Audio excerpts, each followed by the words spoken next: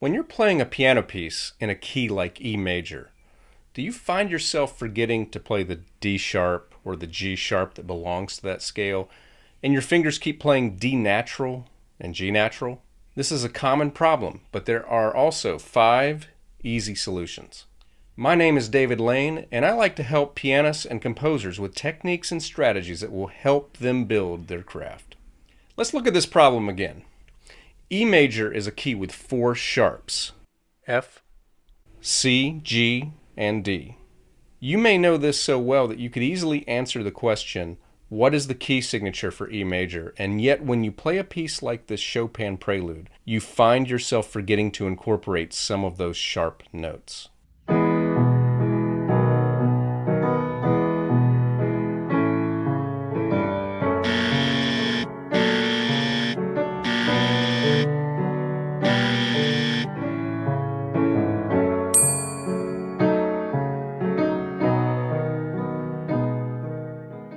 Again, this is a very common problem.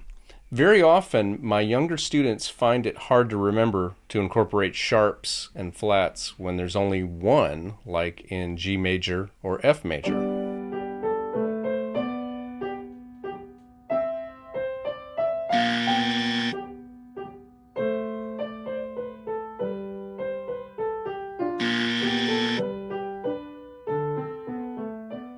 Let's look at 5 solutions for how to accurately apply all of the sharps and flats of a key signature with consistency. And let's go in the order of what I find to be most recommended to the most underrated. The first is to play the scale in question in a variety of ways, in this case E major. Play the scales in all the ways you've learned, such as 1 octave, hands separately,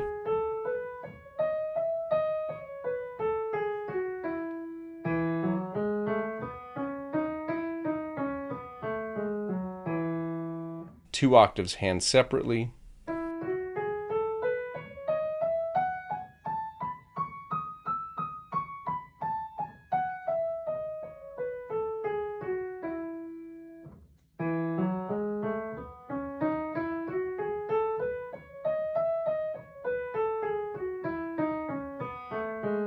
one or two octaves, hands together, parallel motion,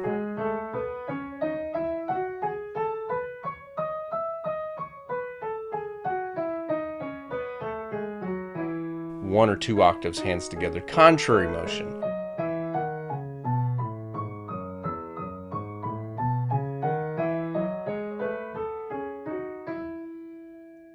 With E major, make sure that you are consistently playing F sharp, C sharp, G sharp, and D sharp every single time, no matter how slowly you have to go in order to ensure that accuracy.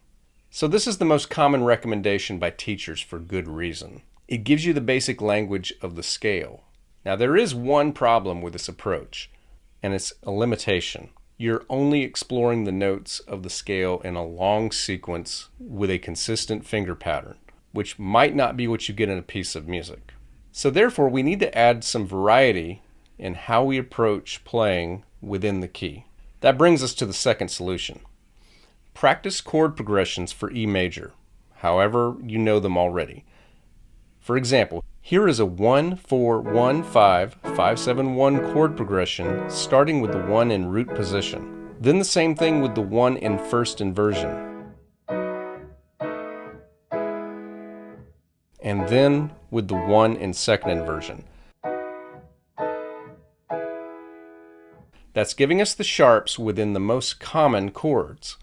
Again, all my students start with these 2 exercises, and still, many of them forget to apply the key signature for their pieces. So let's continue with some less common but very powerful solutions. The third solution is to explore 5-finger positions within the scale. 5-finger positions are among the most basic techniques that we often discard as soon as we've learned a 1-hand, 1-octave scale. But they're still very useful even as you get more advanced. The main thing is to start with your thumb on every note of the scale as it occurs, making sure all notes are sharp as needed. You can try clustering the patterns,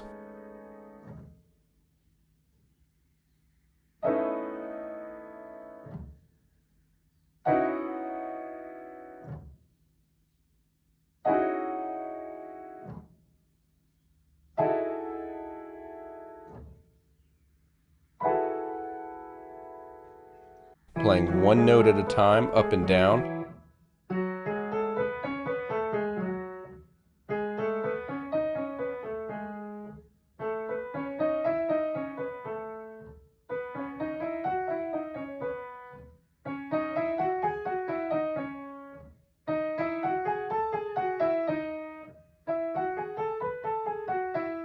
Also try playing a broken chord up and down, again from every possible position within the scale.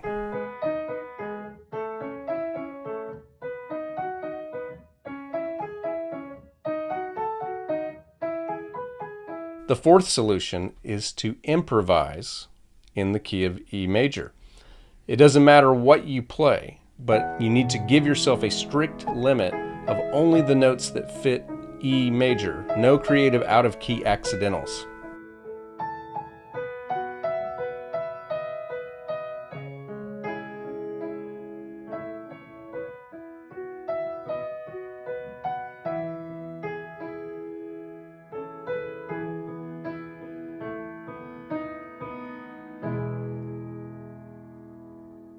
As a bonus to this, you might try transposing something you know in another key to E major.